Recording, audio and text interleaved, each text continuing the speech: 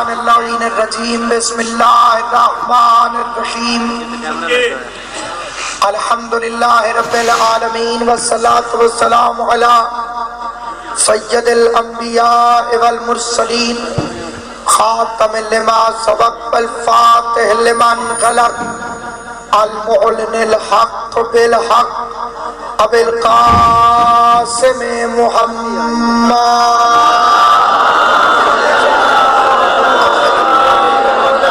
وأهل بيته الطيبين الطاهرين المعصومين المنتجبين المظلومين الذين أذهب الله عنهم الرجس وطهرهم تطهيرا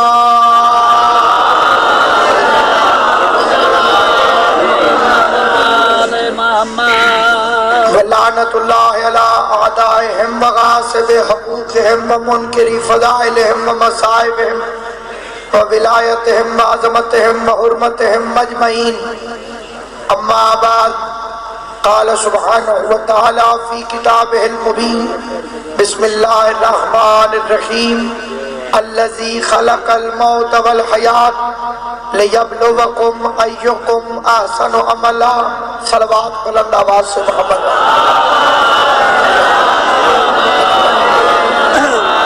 خداوند عالم مخدوم عالمیان کی عزت اور عظمت کے صدقے میں اس جلیل القدر عبادت کو اپنی بارگاہ میں شرف قبولیت عطا فرمائے اور امام حسین کے عظیم مداح اور یہ اس کی خوش قسمتی ہے کہ پوری دنیا میں حسین کو رونے والے اس کو رو رہے ہیں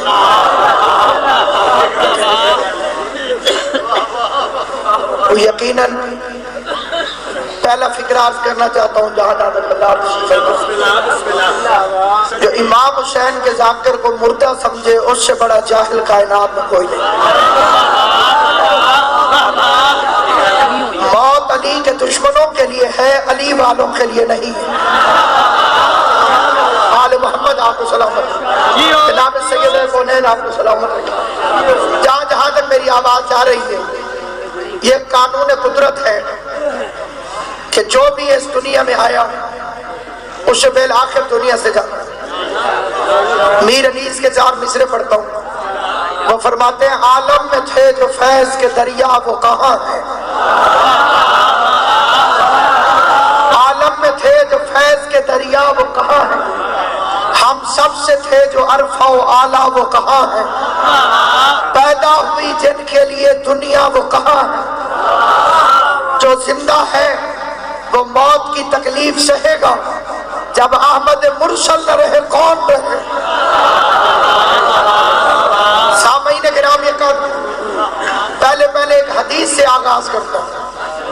ایک بندے کا جوان بیٹا مر گیا، بڑا رویا وہ، تعزیت ہوتی ہے شرافت کی نشانی۔ یہ جتنا پورے ملک کا مجمع، جتنے شرفاء آئے ہوئے، یہ سارے کے سارے میزبان ہیں، ان کی شرافت نے انہیں میزبان بنایا، کیونکہ آج جس کی بھی آمد ہے وہ انسانیت اور شرافت کی بنیاد پر۔ سامعین گرامی قدر، کیونکہ کچھ نقصان ہوتے ہیں جس میں صرف وارثوں سے افسوس کیا جاتا ہے۔ یہ خوش قسمتی ہے حسین کے مداح کی کہ ہر کوئی اس کا وارث بن کر یہاں پر موجود ہے، اور تعزیت کا مطلب ہے جا کر افسوس کرنا۔ بڑے بڑے لوگ اس دنیا میں مرتے ہیں، ہر ایک کے لیے موت کا قانون ہے، لاکھوں کی تعداد میں بھی شرکاء موجود ہوتے ہیں تعزیت کے لیے، لیکن مجھے امام حسین کی عظمت کی قسم، یہ سادات کی نوکری کا اجر ہے، اس سے بڑے مجموع میں بھی یہ روحانیت نہیں ہوتی جو مرحوم کی مجلس میں روحانیت، کیونکہ مرنے کے بعد انسان کے لیے جتنی بھی دنیا کی محبت ہے اس کا تعلق عقیدے کے نتیجے سے ہوتا ہے۔ عقیدے میں اتنا کھرا انسان، ہر سید کے قدموں پہ ہاتھ رکھ کے ملنے والا انسان، یہ اجر ہے غلامی سادات کا، یہ اجر ہے سادات کی نوکری کا، یہ اجر ہے سادات کے دشمنوں سے دشمنی کا۔ بنا رویا ایک آدمی اپنے جوان بیٹے کی موت پر، امیر المومنین تشریف لے کر مولا نے اپنی انگوٹھی اتاری، اس بندے کی ہتھیلی پہ رکھی، فرمایا یہ انگوٹھی میری ہے، میں امانتاً تجھے دیتا ہوں۔ تھوڑی دیر بعد امیر المومنین نے واپس مانگا، اس نے واپس دے دیا۔ فرمایا تو واپس دیتے ہوئے رویا کیوں نہیں؟ جسے بات سمجھ آئے اسے مولا نے فرمایا انگوٹھی واپس دیتے ہوئے تو رویا کیوں نہیں؟ اس کا مولا تھی جو آپ کی، میری تھوڑی تھی جو میں واپس کرتے ہوئے روتا ہوں۔ امام نے فرمایا امانتیں لوٹاتے وقت رویا نہیں کرتے، وہ امانت ہے خدا کی جو تیرے پاس آئی کچھ دن کے لیے، پھر قانون قدرت کے تحت واپس سے لی۔ نجف اشرف میں دو عالم دین ہیں، ایک صرف عالم ہے، دوسرا حسین کا ذاکر۔ ایک کا نام لکھا گیا سید احمد، دوسرے کا نام لکھا گیا محمد۔ ان دونوں نے سیغہ اخوت پڑھا۔ 18 ذی الحج والے دن مومن مومن کے بھائی بنتے ہیں، دونوں ایک دوسرے کے بھائی بنتے، اور معاہدہ پایا ہم میں سے جو پہلے مرے گا وہ مرنے کے بعد اپنے دوست کو بتائے گا کہ اس کے ساتھ کیا گزری۔ حسن اتفاق کے ذاکر حسین کی موت پہلے ہو گئی۔ عالم پوری رات خواب میں انتظار کرتا، وہ خواب میں نہیں آیا، دوسری رات نہیں آیا، تیسری رات نہیں آیا، کئی عرصہ گزر گیا، اس سے وہ خواب میں نظر نہیں آیا۔ 7 سال کے بعد اس عالم نے نجف اشرف میں خواب دیکھا کہ جنت کے اندر ایک بہت بڑا محل ہے، اس کے بعد اس ذاکر حسین کا نام لکھا۔ اس نے دروازے پہ دستک دی، غلاموں نے دروازہ کھولا، دیکھا کہ اندر فوج ہے حوروں کی جو اس کی نوکری کے لیے کھڑے۔ اس نے پوچھا تمہارا آقا کہاں ہے؟ انہوں نے کہا وہ تو ابھی آیا ہی نہیں۔ توجہ، انہوں نے کہا تمہارا آقا کہاں ہے؟ حوروں نے جواب دیا ابھی آیا ہی نہیں، 7 سال ہو گئے اس کی جنت میں ہمیں نوکری کرتے،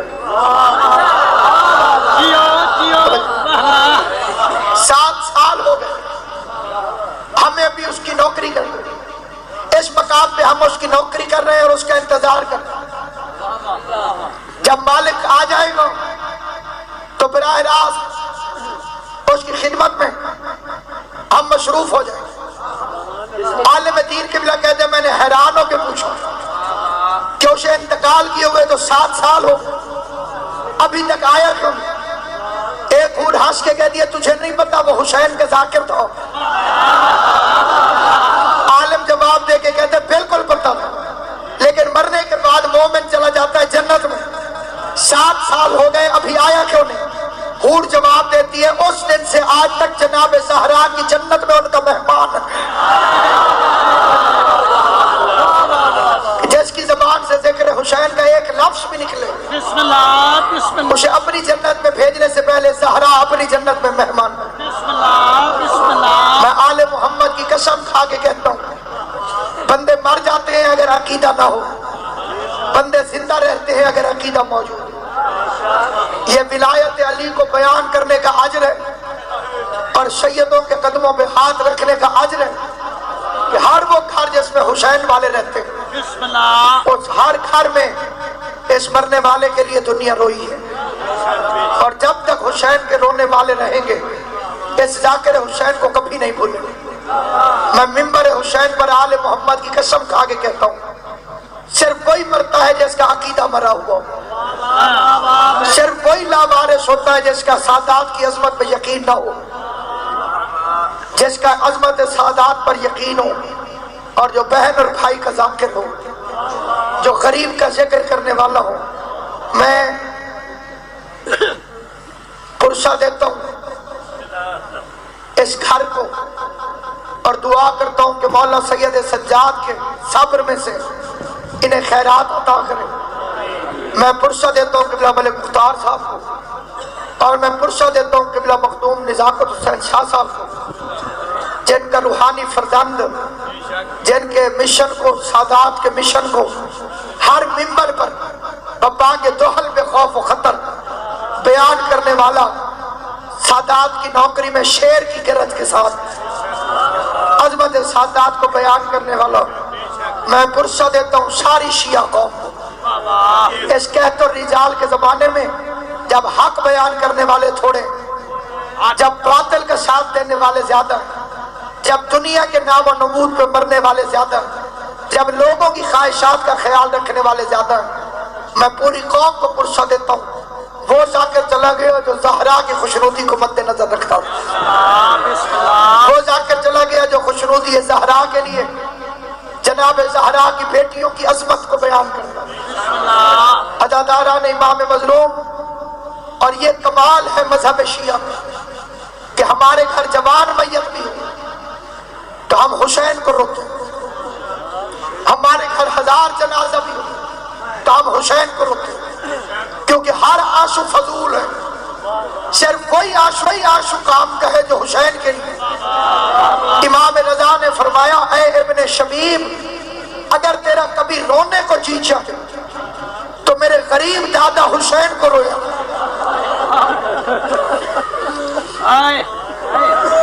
قبلہ حبیب رضا صاحب بھی تشریف فرمائے، قبلہ مزمل شاہ صاحب بھی آخر میں دعا فرمائیں گے۔ عزاداران امام مظلوم،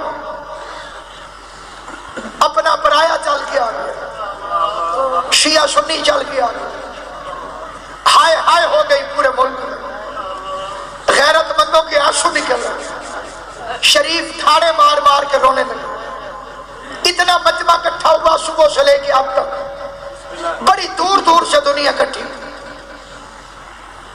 لیکن رونے کس قریب کو آئے؟ جس کے سجاد کو کسی نے ایسے بھی نہیں کرنے دی،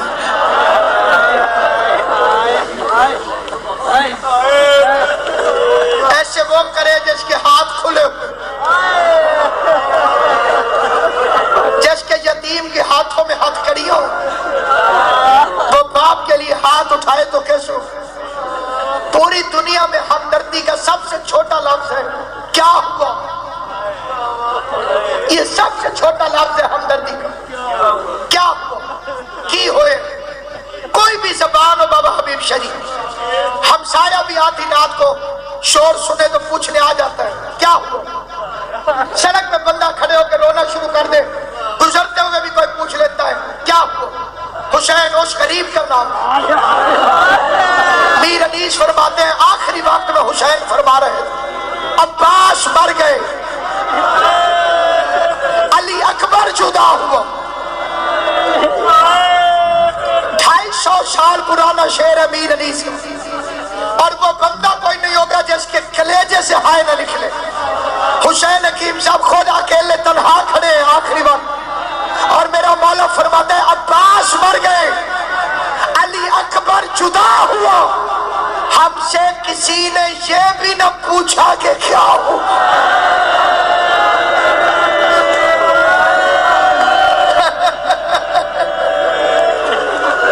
عباس مر گئے، علی اکبر جدا ہوا، ہم سے کسی نے یہ بھی نہ پوچھا۔ اس خاندان کو کتنی تسلی ہوگی اتنے مومنین دیکھ، کیونکہ کوئی افسوس کرے تو بڑی تسلی ہوگی۔ حسین اس غریب کا نام ہے جیسے کسی نے کوئی افسوس نہیں۔ آخری وقت دونوں بھائی اکیلے کھڑے تھے، سامنے علموں والا غازی کھڑا تھا، ادھر حسین ابن علی، دونوں ہاتھ حسین نے عباس کی گردن میں ڈالے، داڑھی چوم کے فرماتے عباس اتنے سارے دشمنوں میں کوئی اپنے بھائی کو اکیلا چھوڑ کے جاتا ہے؟ تو جو بار بار کہتا ہے مجھے مرنے کی اجازت ہے، میرے دشمنوں کی تعداد دیکھ، میری تنہائی دیکھ۔ عباس تجھے حسین کی غربت میں ترس نہیں آتا؟ یہ فکر سن کے غازی قدموں میں گرا، پاؤں پہ ہاتھ رکھ کے کہتے مولا میں تیرے بعد جینا نہیں چاہتا، مولا تو مجھے یقین دلا تو دنیا سے نہیں جائے گا، میں اجازت نہیں مانگتا، مولا اگر آپ نے ارادہ کر لیا ہے تو پھر غازی جینا نہیں چاہتا۔ شبیر کی زبان سے فکر نکلا، فرماتے عباس اپنے پالنے والی سے پوچھ کر، ساری دنیا میں مشہور ہوا کہ شہزادہ علی اکبر کو بی بی زینب نے بولا مجھے امام حسین کی عزت کی قسم اس میں کوئی شک نہیں کہ جناب علی اکبر کو بی بی زینب نے بولا، لیکن امام حسین کی قسم عباس کو بھی بی بی زینب نے بولا، قاسم کو بھی بی بی زینب نے بولا۔ فکرہ مختصر کروں، وقت بڑا تھوڑا ہے، جس نے پوری کربلا پال کے حسین کو جوان کر کے دی، اللہ تمہاری ہائے قبول کر۔ امام حسین تمہیں دنیا کے کسی کا میں نہیں، جس نے پوری کربلا حسین کو پال کے جوان کر کے دی، اس بی بی کا نام ہے زینب عالیہ۔ 2 سال کا غازی تھا، انگلی پکڑ کے چل رہی تھی۔ اگر کوئی حیران ہوا میں اسے وہ واقعہ یاد دلاؤں جو تم نے بچپن سے سنو، 2 سال کا غازی ہے، انگلی پکڑ کے چل رہی ہے جناب زینب عالیہ۔ کافی دیر امیر المومنین دروازے سے کھڑے دیکھتے رہے، پھر رو کے کہتے زینب عباس کو چلنا سکھا رہی ہو؟ رو کے کہتے ہیں نہیں بابا، غازی کے سہارے چلنا سیکھ رہے۔ اللہ تمہیں اس غم کے سوا کسی غم میں ہائے نہ کر۔ امام حسین کی والدہ گرامی اس خاندان کو صبر عطا کرے۔ عزاداران امام مظلوم عالیہ سے اجازت لینے غازی آئے، علی کے لہجے میں دروازے پہ کھڑے ہو کر جناب عباس نے آئے تطہیر پڑھی، رو کے کہہ دیا اما فضہ دعا کر، میں ہوں بھی غریب۔ شمالی بن کر بابا کے لہجے میں آیا، غازی کھڑا ہے۔ حضرت عباس جناب عالیہ کے سامنے ایسے بیٹھے جیسے نمازی تشہد میں بیٹھے، آواز دے کے کہتے بی بی میں مرنے کی اجازت چاہتا ہوں، بی بی میں موت کی اجازت چاہتا ہوں۔ علی کی بیٹی ماہیے بے آب کی طرح تڑپی اور تڑپ کے فرمایا قد صدقت امیر المومنین، میرے بابا علی نے سچ فرمایا۔ بھئی یہ فکرہ سننا تھا کہ اب غازی بھی تڑپنے لگا۔ ہاتھ جوڑ کے کہتے ہیں بی بی بابا نے کیا فرمایا تھا؟ بی بی فرماتی ہے عباس تو بڑا چھوٹا تھا، ایک دن علی میرے سر کی بجائے میرے ہاتھ چومنے لگا، میں نے رو کے پوچھا بابا میری کلائیاں کیوں چومتے ہو؟ آواز آئی زینب ایک وقت آئے گا جب تیرے ہاتھوں میں رسیاں باندھی جائیں۔ عباس میں تیری جوانی دیکھتی تھی، میں تیرا قد دیکھتی تھی، میں تیری طاقت دیکھتی تھی، میں سوچتی تھی جس کا تیرے جیسا بھائی ہو کس کی مجال کہ اس کے ہاتھوں میں ہتھ کڑیاں کر۔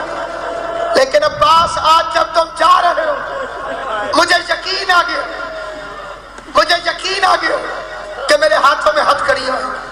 عزاداران امام مظلوم غازی نے چلنا شروع کیا، علی کی بیٹی رو کے ایک ایک بی بی کے آگے ہاتھ جوڑنے لگی۔